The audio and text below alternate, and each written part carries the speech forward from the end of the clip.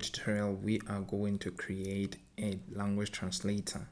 So our language translator will basically translate from English to any African language. You will have to predefine the language that you want to translate to in your program. So let's get started. So the library that we'll be using for this tutorial is a Python library called Textblob.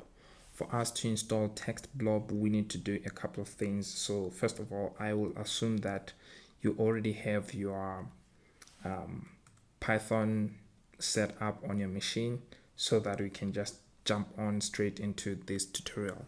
So let's go ahead and try to install Textblob. First of all, you need to do pip install, and then you have to say -u and Textblob. So I already installed my Textblob library, so I'm not going to run this, but you can go ahead and run it on your machine. If you're using Python 3, then you probably have to do something like pip3. So I'm not going to run that command because I already did that. So let's go ahead and jump straight into our code. So what we need to do first of all here is to import Textblob. So we're going to go ahead and say from, and then we say Textblob. Then we're going to say import Textblob, and then I'm just gonna start off with a simple example here and just say there is actually a couple of things that you can do with Textblob. So first of all, I just want to start off with showing you guys how we can do something called sentiment analysis, just to test our Textblob and see if it is correctly set up. So we're going to create an instance of Textblob here. So we can say t, for instance, and then we just want to say is equals to Textblob, and we can, for instance, just say I like music, and save that and continue and say, let's just say we want to do sentiment analysis, for instance. So we can say t dot sentiment, and in fact I just want us to print this out. So I'm just going to say print t dot sentiment, and let's go ahead into our terminal, cd to desktop and cd to Python tats, I think, and cd to translator, and run our app. I'm going to say Python 3 and say translator.py, and there you go. So we properly set up our thing.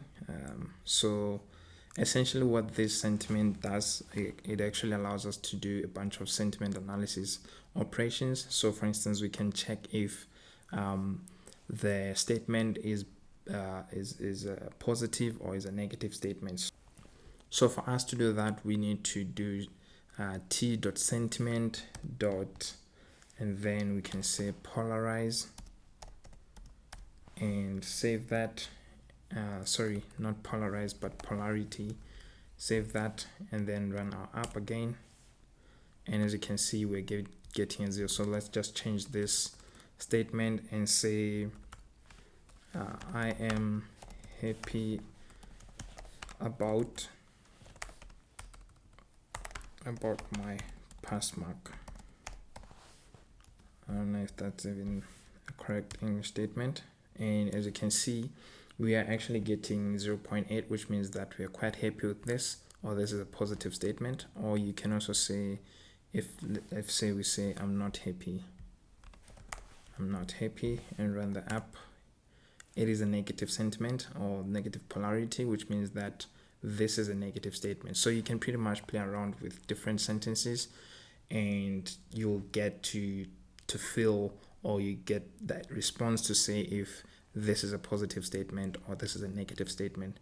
The use case for this is if you are a company or a marketing company that you need to, or you just released a new product and you want to find out if people are excited about the product, or if you just want to do a market fit and you want to find out from your service to find out if people will use the product, or they will not use the product. So that's it for sentiment analysis. It's a pretty much useful tool or concept that you can use from Textblob. So let's go ahead and go straight into doing the translation. So I'm going to go ahead and delete that, everything that we have done, and create a while loop here and say while true. And then we want to take in a phrase. You're going to say a phrase is equals to, sorry, let me just correct the spelling, is equals to text blob, and we actually want to take in an input. So let's go ahead and say input phrase. I'm just going to say input phrase is equals to input, and then we're going to say enter an English phrase,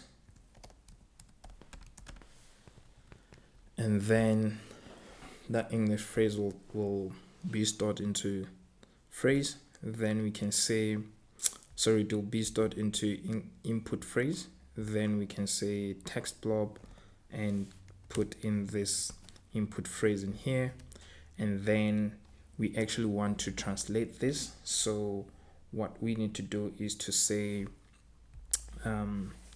translated phrase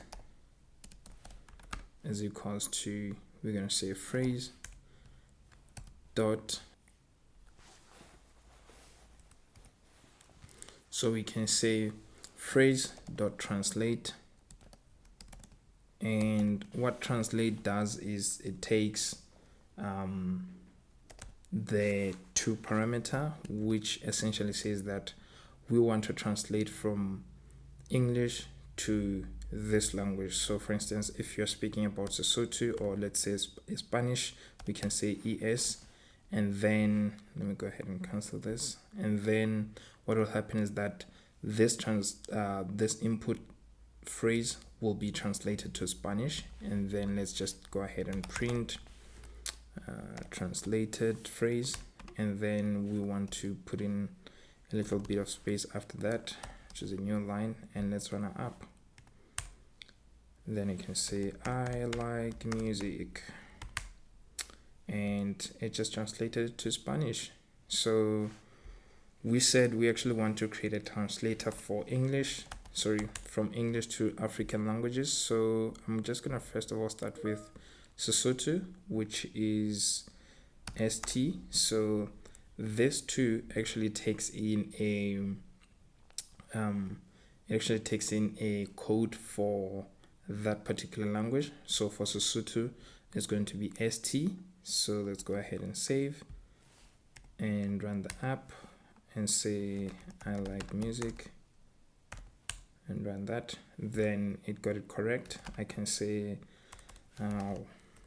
I am hungry, and then it got it correct as well. I can say we need someone to help us with this work, and let's see, yes, so it seems to be working properly. So let's go ahead and test with some different languages. I think Zulu will be Zul or ZU. Let's try ZU in fact, and let's run that and say I like food, and yeah, it seems to be working correctly. So let's say I need I